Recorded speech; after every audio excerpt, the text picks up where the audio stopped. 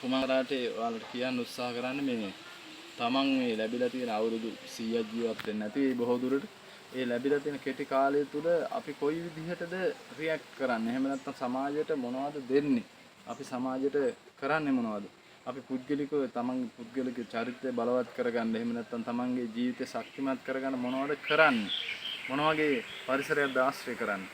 මොන වගේ ආධ්‍යාත්මයක්ද මම දරන්නේ? කෙනෙකුට වෛර කරනවද, ඊර්ෂ්‍යා කරනවද, ක්‍රෝධ කරනවද?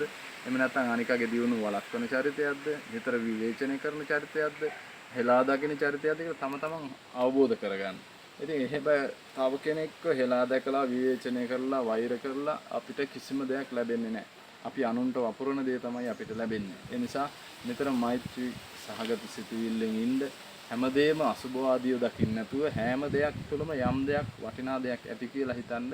ඒ වටිනා දේ උකහා ගන්න අනවශ්‍ය දේ අතහරින්න යාළුවෝ 100ක් හිටියත් වැඩක් නැහැ. අනවශ්‍ය විදිහේ හොඳ යාළුවෙක් කෙනෙක් තියාගන්න.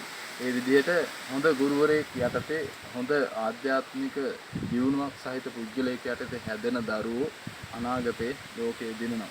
ඉතින් ඒක තමයි අවසන් වශයෙන් කියන්න තියෙන්නේ. එහෙනම් ලෝකයේ දිනන පුද්ගලයෙක් වෙන්න ආධ්‍යාත්මික සිත බලවත් හොඳ පොටෙන්ෂල් එකක් තියෙන එහෙම නැත්නම් හොඳ විභවයක් සහිත පුද්ගලයෙක් වෙන්න එහෙම කරලා සමාජය දියුණු කරන්න උත්සාහ කරන්න. එහෙනම් ඔබට සුබ දවසක් වෙන්න කියලා ප්‍රාර්ථනා කරනවා. ස්තුතියි.